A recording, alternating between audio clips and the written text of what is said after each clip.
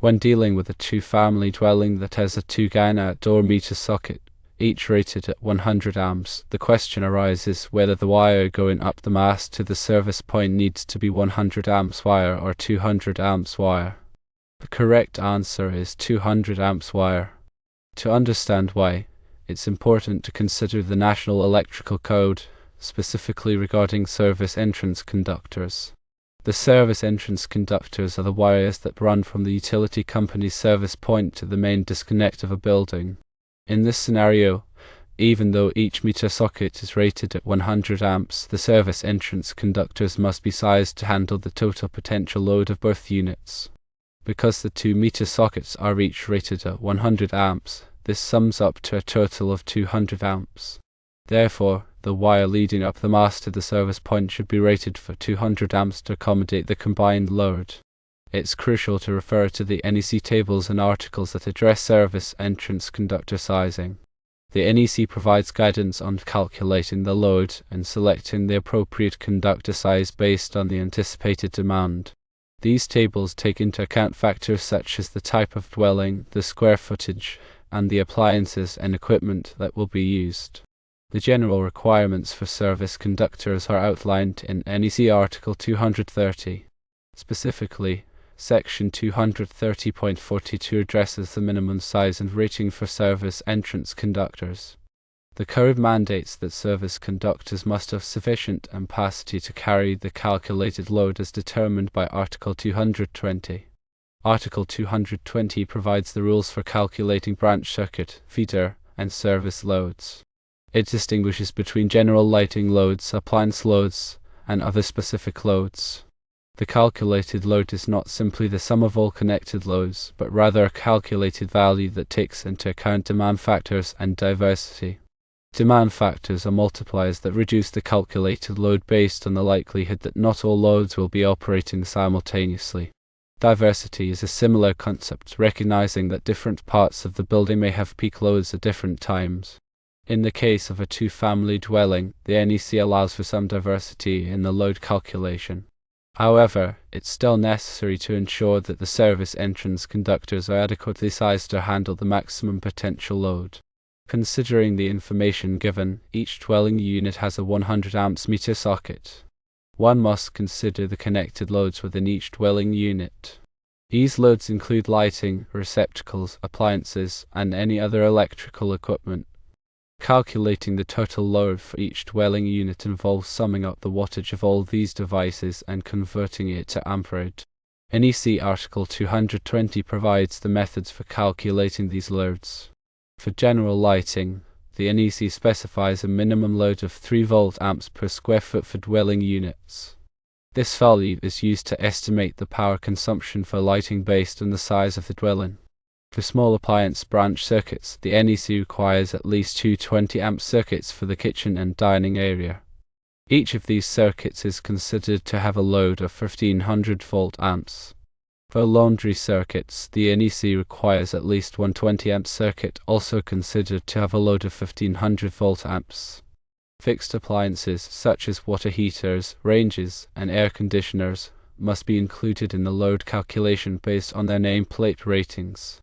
Once the total load for each dwelling unit has been calculated, a demand factor can be applied according to NEC Article 220. The demand factor accounts for the fact that not all appliances and equipment will be operating at the same time. The specific demand factors that can be used depend on the type of loads and the number of dwelling units. After applying the demand factors, the resulting load is the service load for each dwelling unit. The total service load for the two-family dwelling is the sum of the service loads for each unit. The service entrance conductors must be sized to carry this total service load. According to the information given, the service entrance conductors must be sized for 200 amps. This means that the conductors must have an ampacity of at least 200 amps. The ampacity of a conductor is its current carrying capacity, which is determined by its size, material, and insulation type. The NEC provides tables that list the ampacities of various conductors under different conditions. These tables can be found in NEC Article 310. When selecting the appropriate conductor size, it's important to consider the ambient temperature and the number of conductors a raceway or cable. The ampacity of a conductor decreases as the ambient temperature increases or as the number of conductors in a raceway or cable increases.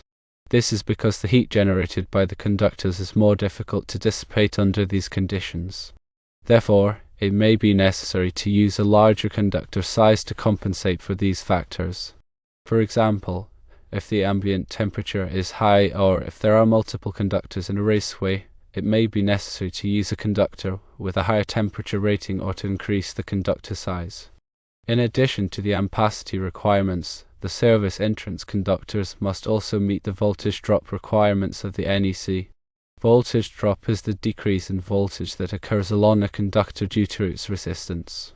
Excessive voltage drop can cause equipment to malfunction or operate inefficiently. The NEC recommends that the voltage drop on the service entrance conductor should not exceed 3%. To minimize voltage drop, it's important to use conductors that are large enough for the length of the run. The longer the run, the larger the conductors need to be to maintain the voltage drop within the recommended limits. The material of the conductors also affects voltage drop. Copper conductors have lower resistance than aluminum conductors, so they will have less voltage drop for the same size and length. However, copper conductors are also more expensive than aluminum conductors. Therefore, the choice between copper and aluminum conductors depends on the specific application and the cost-benefit analysis. The installation of service entrance conductors must comply with the NEC requirements. The conductors must be protected from physical damage and installed in accordance with the wiring methods specified in the code. The conductors must also be properly supported and secured. The service entrance conductors must be connected to the service equipment in a safe and reliable manner. The connections must be made with approved connectors and the conductors must be properly terminated. The service equipment must be grounded and bonded in accordance with the NEC requirements.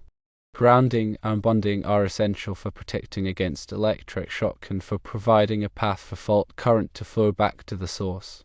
The grounding electrode system must be properly installed and connected to the service equipment. The bonding jumpers must be sized and installed in accordance with the NEC requirements. The NEC also requires that the service entrance conductors be protected by an overcurrent device such as a circuit breaker or fuse. The overcurrent device must be sized to protect the conductors from overload and short circuit conditions. The overcurrent device must be located at the service entrance and must be readily accessible. The overcurrent device must be labeled to indicate its ampere rating. It is essential to consult the latest edition of the NEC and local codes for specific requirements and interpretations. Licensed electricians and qualified professionals should perform electrical work to ensure compliance with safety standards and regulations. In summary, when dealing with a two-family dwelling with two 100 amps meter sockets, the wire going up the mast to the service point must be 200 amps wire to accommodate the combined load of both units. Adhering to the NEC guidelines and consulting with qualified professionals are crucial for ensuring a safe and compliant electrical installation. Choosing the correct wire size is essential for the safe and efficient operation of the electrical system. Ignoring these guidelines can lead to dangerous situations and code violations. Always prioritize safety and compliance when working with electricity. The NEC provides detailed tables for conductor ampacity, typically found in Article 310.15 and its associated tables. These tables list the allowable ampacities for various conductor sizes, insulation types, and installation conditions. For example, Table 310.15b16 provides ampacities for conductors insulated with common materials like THHN, THHW, and XHHW, rated for 60 degrees Celsius, 75 degrees Celsius, and 90 degrees Celsius, respectively. The correct table must be selected based on the conductor's insulation type and the environmental conditions of the installation. Factors that affect ampacity include the ambient temperature and the number of current-carrying conductors in a raceway or cable. When multiple conductors are bundled together, their heat dissipation capability is reduced, and the ampacity must be derated according to NEC Table 310.15b3. This table provides adjustment factors based on the number of current carrying conductors. Similarly, if the ambient temperature is higher than 30 degrees Celsius, the conductor ampacity must be corrected using the correction factors provided in NEC Table 310.15b2. For a 200 amp service, typical conductor sizes include 4/0 AWG copper or 250 kc mil aluminum, assuming THHN insulation and suitable termination temperature ratings. The specific size may vary depending on the factors mentioned above, and it is always recommended to consult the NEC tables and perform calculations to ensure compliance. The service disconnect, typically a main breaker or fuse disconnect, must be rated to match or exceed the calculated load but should not be smaller than the service entrance conductor's ampacity. This ensures that the service can be safely disconnected in case of an overload or a fault. The NEC requires that service equipment be readily accessible and located in a suitable place. The equipment must be protected from physical damage and environmental factors. Proper grounding and bonding are essential for the safety of the electrical system. The NEC requires that the service equipment be grounded to a grounding electrode system, which typically includes a ground rod, ground ring, or metal water pipe. The grounding electrode system provides a low impedance path for fault current to flow back to the source, tripping the overcurrent device and clearing the fault. Bonding is the connection of all non-current carrying metal parts of the electrical system, such as metal conduits, enclosures, and equipment housings, to the grounding electrode system. Bonding ensures that all metal parts are at the same potential, reducing the risk of electric shock. The NEC provides detailed requirements for grounding and bonding in Article 250. In addition to the service entrance conductors, the grounding and bonding conductors must also be sized according to the NEC tables. The size of the grounding electrode conductor is based on the size of the service entrance conductors, as specified in NEC Table 250.66. The size of the equipment grounding conductors is based on the rating of the overcurrent device protecting the circuit, as specified in NEC Table 250.122. It is important to note that the NEC is a comprehensive document, and it is not possible to cover all aspects of service entrance conductor sizing in a brief overview. Always consult the latest edition of the NEC and local codes for specific requirements and interpretations. Licensed electricians and qualified professionals should perform electrical work to ensure compliance with safety standards and regulations. Proper conductor selection and installation are critical for the safe and reliable operation of the electrical system. Ignoring these guidelines can lead to dangerous situations and code violations. Therefore, it's paramount to follow the NEC rules and regulations to ensure a safe and compliant installation. Firstly, determine the total calculated load for the two-family dwelling.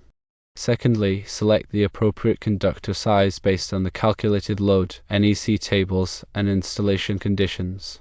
Thirdly, ensure that the service disconnect is rated to match or exceed the calculated load. Fourthly, install the service entrance conductors in accordance with the NEC requirements. Fifthly, properly ground and bond the service equipment. And finally, verify that the installation complies with all applicable codes and regulations.